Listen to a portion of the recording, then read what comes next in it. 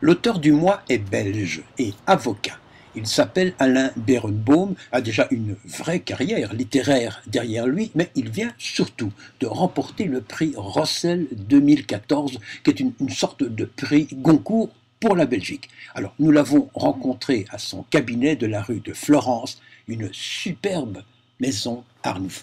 Bon, Alain Berenbaum, moi j'ai envie de vous appeler maître. Non, trois fois. Pas, oui, non, pas. Je vais vous dire pourquoi. Je vais vous dire pourquoi. D'abord parce que vous êtes un avocat. Oui, justement, c'est pas à ce titre-là qu'on se rencontre. Vous êtes, en plus de ça, professeur à l'Université libre de Bruxelles. Qu'on n'appelle jamais maître.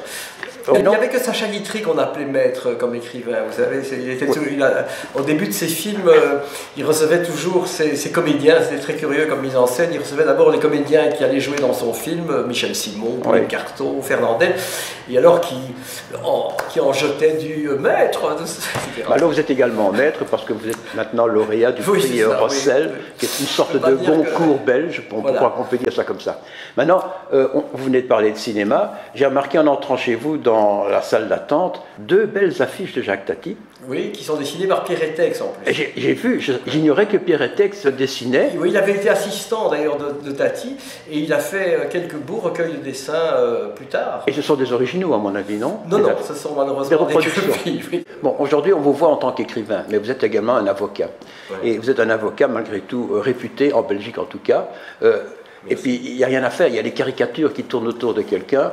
Vous avez défendu le roi Albert contre Delphine, vous avez été l'avocat de Moulinsart, pour Tintin, je crois notamment, etc. Bon, ça laisse des traces, tout ça. Oui, c'est-à-dire que ça colle sans doute... Magritte aussi. Magritte, oui. On vous considère en fait comme le spécialiste des droits d'auteur.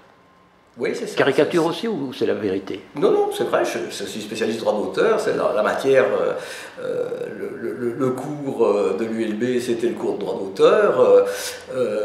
J'ai écrit un traité de droit d'auteur, j'ai pas seulement écrit des romans, j'ai écrit aussi des traités de droit d'auteur. Je dirige une revue qui s'appelle Auteur et Médias, qui est une revue de droit d'auteur et de droit des médias, comme son nom l'indique. Et je suis éditeur d'une collection de droits d'auteur aux éditions juridiques Larcier.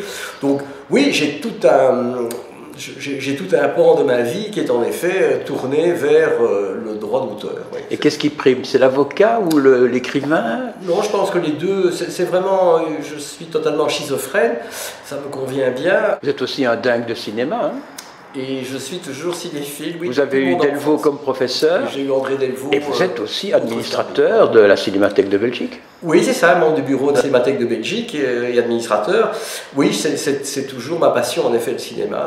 J'ai été élevé dans le cinéma à l'Athénée de Scarbeck, comme vous le rappelez, avec André Delvaux, qui à l'époque organisait une classe expérimentale dans laquelle on apprenait la réalisation et l'écriture de scénarios. Et j'ai fait ça pendant 4 ans. J'ai d'ailleurs... au sortir de l'Athénée, beaucoup hésité. Le métier auquel je pensais tout de suite, c'était de devenir réalisateur de cinéma comme lui. Voilà. Et alors, vous êtes un jour devant une boîte avec des tas de, je sais pas moi, des lettres que vous retrouvez de votre mère. À la vue de ces lettres, vous faites quelque chose que vous n'aviez pas encore l'habitude de faire en tant qu'écrivain, parce que vous avez écrit surtout, disons, des histoires qui souvent correspondaient à la politique belge en général, etc. Vous faites presque une autobiographie de votre famille. Oui, c'est ça. Je fais ce qui aurait pu être une chronique et qui était en fait présenté comme une enquête, que c'est une enquête. C'est-à-dire que je me suis lancé... Jusque-là, j'avais en effet écrit plutôt des romans de totale imagination. Souvent, disons, assez amusant, tout en étant... à part le Lion Noir peut-être, mais sinon assez... Oui, c'est ça. Pas dérisoire, avec beaucoup de dérision. Avec beaucoup de dérision, et les 3 derniers... qui forme une espèce de trilogie sur la Belgique de la fin des années 40, qui est une série d'enquêtes policières avec par le détective Michel Van Loo dans la Belgique des années 40, ce qui d'ailleurs laisse déjà percer l'oreille du biographe que je suis devenu avec Monsieur Optimiste, puisque apparaît dans cette trilogie policière aux côtés de détective imaginaire Michel Van Loo, un pharmacien qui s'appelle Hubert, et qui est en fait mon papa, et son fils d'ailleurs, qui est le petit Alain, tout juste à cette époque-là, et qui arrive dans le livre aussi, et Rebecca, ça va bon. Donc ces personnages-là sont déjà, et surtout dans le troisième de la série, qui s'appelle La recette du pigeon à l'italienne, qui est sur l'immigration italienne. Mais c'est en même temps, pour moi, une façon de parler de l'immigration de mes parents. Parce qu'après tout, l'immigration italienne, l'immigration polonaise... Et pourquoi alors, puisque c'était malgré tout une société, celle de votre père et grand-père, assez dure, assez intransigeante, une société un peu rigoriste, et puis il y a aussi le pogrom, etc. Pourquoi appeler ça Monsieur Optimiste? Le titre est assez ironique, puisque Monsieur Optimiste est en fait le sobriquet qui est donné à mon père, on est en 38-39, donné à mon père par son meilleur copain d'ailleurs, qui s'appelle Thomas, qui est un Allemand immigré comme lui en Belgique, et qui, à l'entendre faire des grands discours sur l'avenir de l'Europe et l'élimination d'Hitler très rapide, lui dit « Ah, toi t'es vraiment Monsieur Optimiste hein. ». Ah, voilà. Et il se fait que ce Thomas, en 1940, une fois les Allemands arrivés à Bruxelles et occupant Bruxelles, il s'avère que ce Thomas en fait fait partie de ce qu'on appelait à l'époque la 5e colonne, c'est-à-dire que c'était un espion allemand qui a revêtu, une fois les Allemands là, son habit de la Wehrmacht, et qui a continué d'ailleurs à voir mon père, et qui l'a plutôt protégé. D'ailleurs, il n'a pas de... heureusement, il n'était pas de la Gestapo, il était de la Wehrmacht. Bon. Non plus une sorte d'explication de cette passivité incroyable que le peuple juif a eu au moment de cette montée du fascisme. Il s'est laissé faire, en quelque sorte. Oui, mais enfin, je pense que c'est le cas de... Vous savez, on peut dire ça la même chose, je ne sais pas, des Tutsis massacrés par les Hutus en 94. C'est un homme désarmé face à des hommes armés, il ne peut rien faire. Il y avait aussi un sens de l'obéissance aux ordres. Je donne un bête exemple, mon père, en 1940, va s'inscrire à la commune de Schaerbeek, qui avait ouvert, comme toutes les communes belges, un registre des Juifs. Il va s'inscrire comme Juif parce que l'une des premières ordonnances d'occupation, c'est les Juifs doivent s'inscrire. Donc il va s'inscrire, sinon il devient hors-la-loi, donc il doit rentrer dans la clandestinité. Donc il y a de ça. Il faut bien dire que personne, jusqu'en 1944 et même peut-être en 1945, ne connaissait l'existence des camps de concentration, de la solution finale. C'est presque incroyable. C'est presque incroyable. Mais c'est comme ça, je veux dire, on le voit bien, là, personne ne connaissait ça. Enfin, oui, un certain nombre sans doute de responsables politiques, on le sait aujourd'hui, le savaient, mais l'essentiel de la population, et donc des Juifs concernés, ne pouvaient pas imaginer qu'ils allaient terminer dans un camp de concentration.